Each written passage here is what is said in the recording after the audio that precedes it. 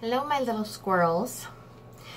We are here today for another edition of Rupert's Tales. Tomorrow starts Imbolc, so I figured we'd see what Rupert was up to for Imbolc. Okay, this is called Rupert's Imbolc Invitation. Rupert the rabbit was cold. Oh, so very cold. All of the snow and ice was getting really old. The branches above him were bare as could be. His friends were all sleeping, and so was the tree. Here on the edge of the forest was a thick grove of trees, elms, oaks, birch, and many cypress with their long, knobby knees. Tomorrow, he thought, all the people will come with their dancing, chanting, rituals, and drums. No matter the season, right here was their place, a meadow or clearing, a kind of round space. He wondered, though, if this time they might just stay away. The weather was still freezing, even during the day.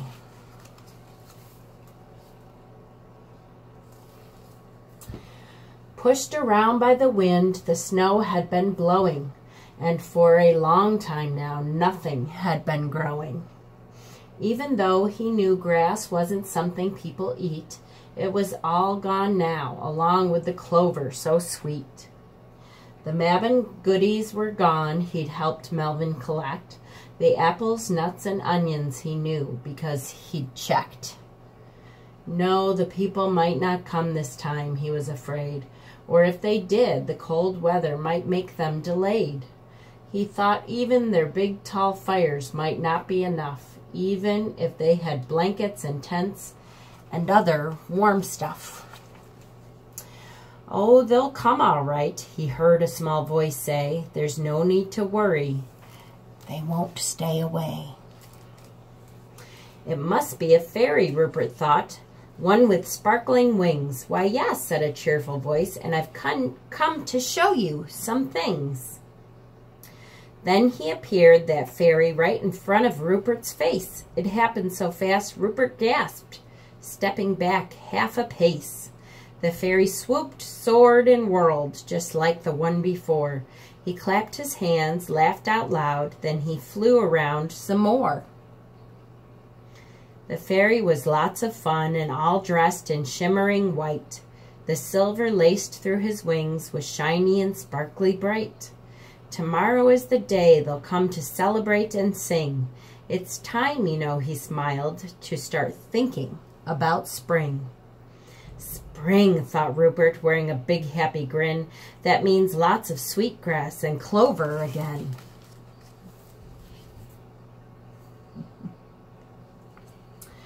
Yes, agreed the fairy, it's time for a changing of the seasons, even though it'll be a while still before you feel the reasons. The Sabbath people celebrate is often called Imbolc by name. The people in their rituals use a lot of candles and flame.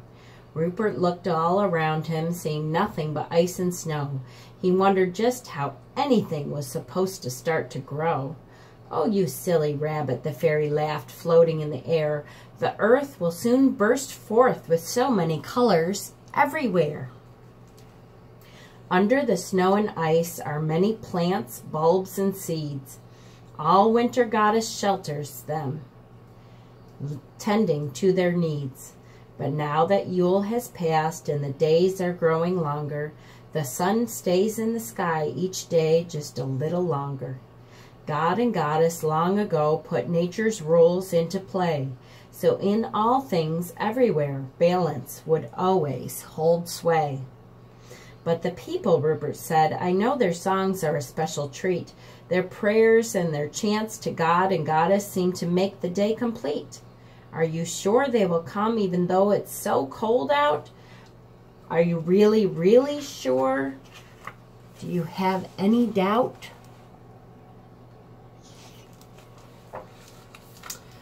Oh, my furry friend, the fairy laughed. Hurry now, come along with me.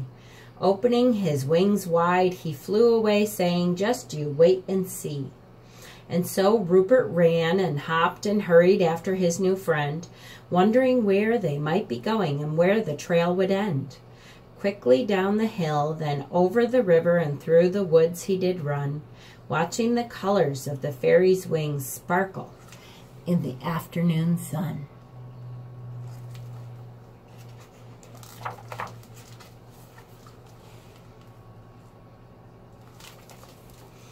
With Rupert's long legs, it didn't take the friends very long at all before they stopped by a tree that was very big and very tall. And there by the tree was a little lake all covered in snow. But what the fairy wanted him to do, Rupert didn't know. "This is the place, exactly right here. Take a look, I invite you to see," the fairy said, pointing a finger at the place where the lake touched the tree. Then the fairy waved one small hand, leaving sparkles in the air, weaving glittering twinkles and colorful sparks everywhere. Next, the fairy whirled and twirled, clearing a circle of snow away until Rupert could see the frozen lake that under the snow lay.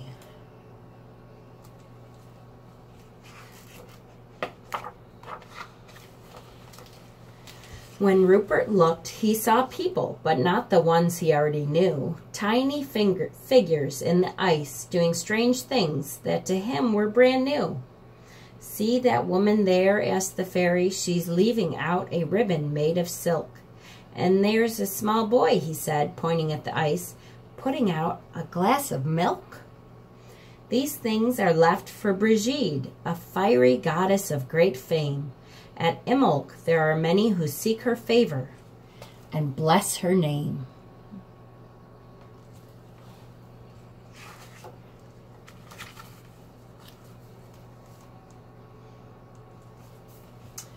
"But tomorrow is the special day that people gather here. Why," Rupert asked, frowning, "are these pictures in the ice so clear?" "It's magic, of course," said the fairy, clearly pleased with himself, grinning from ear to ear like some mischievous little elf. "No, these scenes are from Imbolc Sabbats long ago, some time in the past. You better look closely, though," he warned, "for, like the snow, they cannot last." Rupert made a face when he suddenly heard a lot of noise. Then he saw there in the icy mirror a group of girls and boys. They were banging pots and pans, gathered in a circle round. Rupert's long ears hurt from all the awful clattering sound. "What are they doing?" Rupert asked. "And why would they do such a thing?" "It's their job," said the fairy, "to awaken the spirits of spring." "And see there," he said, pointing at an old woman using a broom. "She'll put that by the front door and welcome when she's done cleaning every room." "Milk, brooms, ribbons, and pots and pans? Oh, I am so confused. Can you tell me how all of these strange things are being used?" "For people, my friend, Imbolc can be so many different things," the fairy said, twisting and turning and fluttering his wings. "Halfway between Yule and Ostara, winter is on its way out, but still the dark time of the year and cold, there isn't any doubt. Imbolc reminds us that spring is coming before very long and gives us the chance to raise our voices in chant and in song."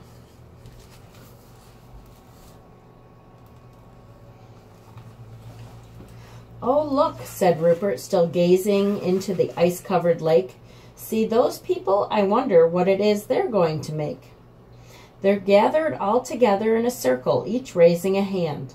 But what it is they're doing is something I just don't understand."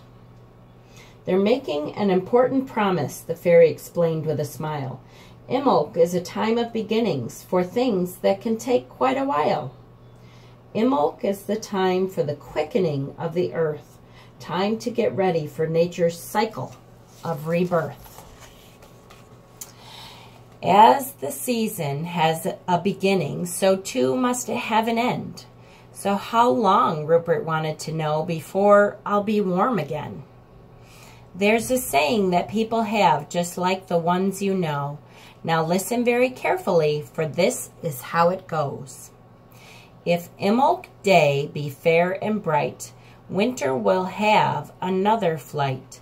If Imbolc day be clouds and rain, winter's gone and won't come again. So what that means, if I understand what you're saying right, is that winter might not be done. But then again, it might. Yes, the fairy sighed. I'm afraid that's the way it often goes. Sometimes even on Ostara Day, we still have ice and snow.